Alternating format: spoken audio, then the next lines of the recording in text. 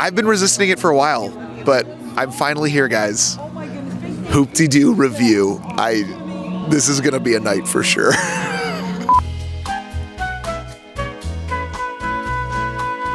So this is not only just a regular Hoop-de-doo review, this is actually a holiday Hoop-de-doo review, so I guess I still have one more to go to as well. But Kristen has been bugging me for quite a bit of time to even show up to this place. The moment that I have been waiting for. I have been trying to get my brother Ryan to come to the Hoop-de-doo review for the longest time. This is my favorite thing to do in all of Disney World. I love it. I just think it is like so much fun. Dinner and a show, a ton of fun, and I think Ryan's gonna be very judgy, but I need him to go in with an open mind and not judge too hard, and just let it go and have a good time. So it's been about a 6-month journey at this point. If you are a fan of theme park YouTube, as I was saying before I got cut off by the lights, if you are keeping up to date on theme park YouTube, specifically this group of people here, you would have known that we put out 2 podcast episodes, only 2, and that's how it's going to stay, where we talk about planning a vacation trip to Orlando. That was the first one, which is almost at 100K, which is insane. But anyways, this one, Kristen was bugging me a lot about she wanted to go to Hoop-de-doo, and I said maybe, but probably not, because this is not my cup of tea normally. But today I am here. I'm gonna make it work, and it's a holiday Hoop-de-doo, so I'm in the spirit. If you can't tell, here's a clip of me protesting previously. They have cornbread crusted mac and cheese. Ooh. They've got cornbread, mashed potatoes, basic sides like that and stuff, and then strawberry shortcake to finish it off. Do they also have laxatives on hand? Because I'm probably going to... BYOL. Bring your own laxatives. Okay, well, basically, we have to go, obviously, now, which is what you're saying. The bathroom? Oh. After. Ladies and gentlemen, welcome to the Hoop-de-doo! All right, now to get y'all inside, we have to get the bell rung. To do that, we have the Lake Buena visitors here all the way from Orlando. Give them some cheers and applause. All right, y'all, race on in. Side to side, keep going, keep going, keep going. Come and get it. Come on in, folks. We have made it in here to the Hoop-de-doo review. This is honestly a little bit of a smaller venue than I originally expected. We got seated in like almost the direct center of the entire room. We got actually an amazing cast member named Kelly brought us upstairs to show us like the ultimate photo spot, which normally is a little hard to get to, especially because like it's normally reserved for upstairs seating, but we got some really, really good pics because that's what we're here for. He also took us to the outdoor area, which is like the balcony overlooking the like main settlement area over here at Fort Wilderness Resort. If you guys aren't aware, I guess that wasn't clear enough. This is at Fort Wilderness. We have stayed at Fort Wilderness before on a previous video. If you haven't checked that out, obviously the link is going to be in the corner as well as the description down below. But we did not get a chance to eat over here at the Hoop-de-doo review. This is a stage show. This is a lot. And I'm gonna have a really good time. So this is a family-style dining event. They're known for their fried chicken and their bottomless sangria / other alcoholic drinks. I don't drink, so I'll be enjoying bottomless water and lemonade like I do every single restaurant I go to, and that's perfectly fine. I'm really excited for this one. I'm honestly pumped, and we have a great group with us. Let them introduce themselves. As I mentioned, I do want to give a quick intro to each of our friends who we're dining with. Who is to my left right now? I'm Maria with LBB TV, or Lake Buena Visitors as they announced us, but we just go by LBB TV. It's too much to say. I know you guys have never seen me on the channel before. My name is Kristen, right down Main Street, Ryan's brother. Oh my God, Ryan's sister. I meant Ryan's my brother. I'm not supposed to be here, but I got a pigging competition over at the Livestock Pavilion, and I'm gonna win that blue ribbon. So as I just wrapped up like my last shot, they did this like big intro. They all ran in through the door. I was expecting it, but not expecting it because we were warned beforehand. Oh, you're gonna want to get a good shot of this or that or whatever. And it was much of a bigger deal than I thought it would be. I don't know what I was expecting. I thought I like knew what was gonna be happening, but apparently I had no idea. During all of that, I had some cornbread because that was one of the appetizers. They had salad and coleslaw. Not my cup of salad or coleslaw. And then we got our main course, which is fried chicken and ribs.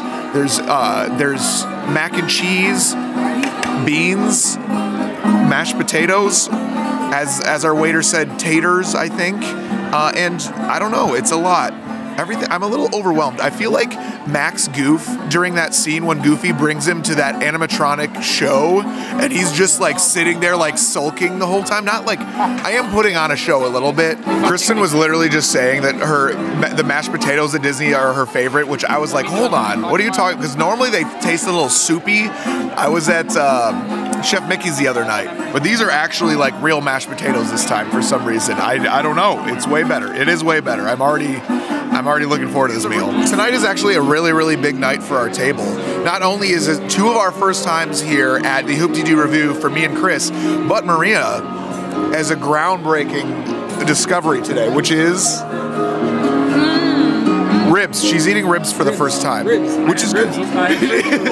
Let me say, for her vlog, she's done at least 80 different clips on the ribs so far, which is really good. Like that's a good thing. No, like legitimately. The whole vlog is ribs. Listen, if there's a like American classic food that you haven't ever tried, and you try it for the first time. Have you ever seen like a kid get chocolate? Yes, me. They yeah. Freak out. Like like when their parents don't let them have chocolate. And they have chocolate first time. Like that's what I feel with ribs. Out of everything on the menu, I honestly think the chicken was probably the best, right behind the cornbread. I had way too much cornbread, and I know I wasn't the only one at our table that was pinching the loaf. I just had to squeeze that in again. Ribs were fine as well, and then I had one of the characters lurking a little bit, which was my first inkling of maybe I don't know how I feel about this show yet. I know maybe the show isn't for everyone. I know Ryan might not be the biggest fan, but I absolutely love the Hoop-Dee-Doo Review. I think it is just such a great time. You see people in there having a blast, teens, kiddos, parents, like childless millennials, everyone is having a blast in there. Everyone's singing, clapping along. I love the audience interaction, how like the entertainment cast members come down and they interact with the crowd, get the crowd going. I love the toot scene. I'm sure Ryan also really liked that. The food, he did not. He's saying no. The food is good. Like, the food is good, but you don't come to the Hoop-Dee-Doo for the food. You come for the fun, and I had a blast. I guess across every demographic, they have a good time, except not 28-year-old bald men in Santa hats, apparently. I don't know. My one major like note for this is that it was very, very loud, and that is something that people should keep in mind, especially if you have people in your party that are sensitive to loud noises and or lights and other things like that. They have a spotlight that goes through the crowd multiple times in the night, so that is another thing to keep in mind as well. They do provide earplugs at this venue itself. You just have to ask a cast member, and they have them up near the sound booth, something like that. Don't wander your way there, just ask.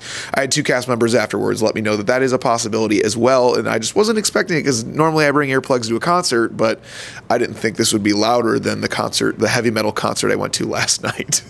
One other point to make about this show is that the entertainment starts and stops multiple times. There is like a short break once dinner is served, but that lasts only about 10 or so minutes, and then the show kicks back in. We did get some dessert, which was strawberry shortcake, one of my favorite things on the menu as well. Cornbread, chicken, and strawberry shortcake, for sure, do not miss those. There was a lot of crowd interaction as well. Like, they would have cast members for the show itself go into the crowd for volunteers, as well as just like interacting. There was like a little performance that happened like mid crowd as well. I got some good shots of that. It seems like the show was written in 1985 and it has not been updated since, other than like there was one reference to, what was the like modern reference that like shorter guy made a reference to? He did like a Frozen thing. There was like a Frozen reference in there. Honestly, I'm really glad this is this is over. I don't know, guys. Like, I feel like I came into this thinking, okay, well, this is not going to be my thing. And then, like, the story of this vlog will be like, oh, I eventually warm up to it. But at one point in the night, I was just like, you know, I'm actually legitimately not having the best time now. And it's not the cast members, because they were absolutely wonderful. It's not the musicians, it's not the performers, anything like that. It's just like a roller coaster is not everybody's thing at a theme park, because some people have different sensitivities to lots of motion or loud noises or whatever motion sickness stuff. This type of show is not for everyone as well, for most people, more so than roller coasters, but this show is just personally not for me. That being said, this is a good time for 99.9% of people who come to Disney World, and I would highly recommend most people to go see this show. But that being said, there are some bullet points that I already mostly mentioned, meaning sound, being super loud, and also, like, if you like have a big aversion to ragtime music, that is 99.9% of the music that is in the show. Yeah. Oh, also I didn't mention Maria went on stage as well. That was honestly my highlight, because we had a friend get like, get grabbed and taken on stage. That really that's really was what it was. But and she did a wonderful job, and I'm sure you'll see it in her video and Kristen's video. You should watch all of ours, because if you want a good review, they give it to you. So this is not for me. Another negative point / thing that I wish was a little bit different about the location is that you have to park at the front of Fort Wilderness, which is fine, and then you have to get on a bus to get here, which does not exist at any other Disney resort on property whatsoever, and that is a big hassle. And that's kind of the main reason why I don't come to Fort Wilderness as often as I normally would.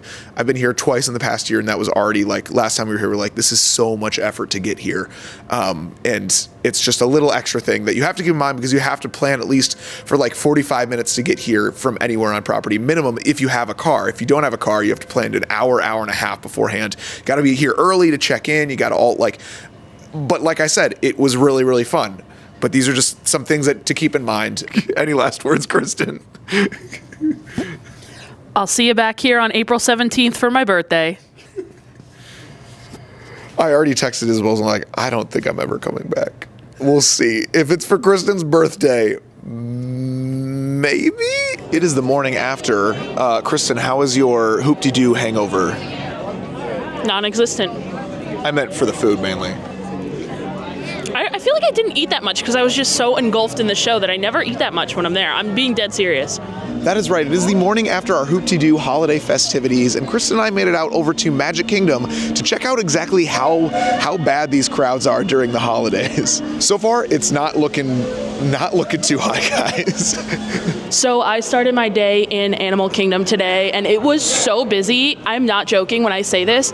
There were 5 rows left in the parking lot, 5 empty rows left in the lot when I left. And it's 2:46 right now, so that was like at 1:45. So it is a busy, busy day here at Disney World. It is so busy that today, December 18th, is actually the very first day of blockouts for most Disney annual passes. So you're not going to find a lot of locals here right now, because I feel like 90% of the pass holders do not have the top tier pass, which is fairly expensive, but it was one thing that I did upgrade earlier this year, because there's too many things going on during this point in December that I just had to be here for. I had major FOMO, and I didn't last year, but apparently this year I bit the bullet. You know, I'm always wondering why, growing up, Chris and I normally didn't come to Disney during the holidays. Now I know. There are just so many better times to come to Disney than December. I don't know how many times I could tell people this. I used to have people all the time pop into live streams when I did live streams and ask, hey, when is the best time to come to Disney? We have 2 options. We have Thanksgiving or Christmas, like both those weeks. I'm like, well, neither. Neither are good times. If you're asking for the best options, you gave me the 2 worst options, actually. And I don't know, guys, let me take a look at these wait times real quick. So towards the front of the park, honestly, it's not too bad with 15 and 25 minutes for the 2 Main Street attractions. Honestly, a Mickey meet and greet at 25 is not the worst, but once you go further back over to Tomorrowland, you're gonna find a 95-minute wait for Space Mountain. Obviously, they still do virtual for Tron, and what is this? 40 minutes, 60 minutes for Buzz Lightyear. One that is showing right now at 20 minutes, but walking past the line looks nothing like it, is Monsters, Inc. Laugh Floor. If you can't tell, we have made it over here to Tomorrowland. Do you want to just take a look at the line for Monsters, Inc. Laugh Floor? This is posted at 20 minutes. Absolutely no way this is 20 minutes, guys. This is... we thought some of these were inaccurate, but this is something else. Something that I think I've made note of, and I know a lot of other creators have made a note of, like in the recent past, is that Disney has been like inflating wait times sometimes. But today, any long wait time I see, I am 100% going to believe that that is the exact wait, if not longer than that. And that's what you're going to see all this week here at like Magic Kingdom, Epcot. It's going to be a nightmare because that's Christmas week, and I didn't know what I was going to expect. But just as I was about to say, this is honestly not looking too bad. We make it over to Seven Dwarfs Mine Train at 105 minutes, 70 minutes to meet Ariel, 65 for her ride. This is, guys, I don't even know what the longest wait time is. Peter Pan at 90. I think it's Seven Dwarfs, which is expected. But also, like I said, over by Monsters, Inc. Laugh Floor, some of these might even be deflated. Normally we experience inflated lines. I'm thinking these are deflated lines. I think they're actually worse than this, based off of what we've seen so far today.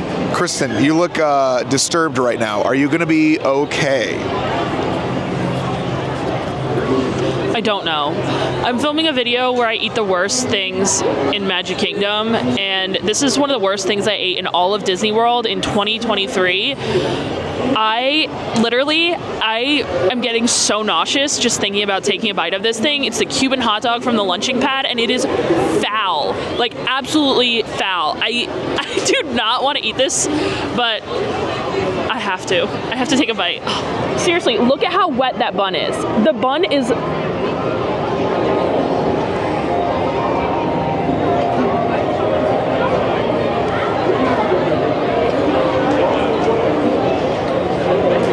Oh my God. You know it's really, really busy at Magic Kingdom when celebrities are here and like nobody's even noticing.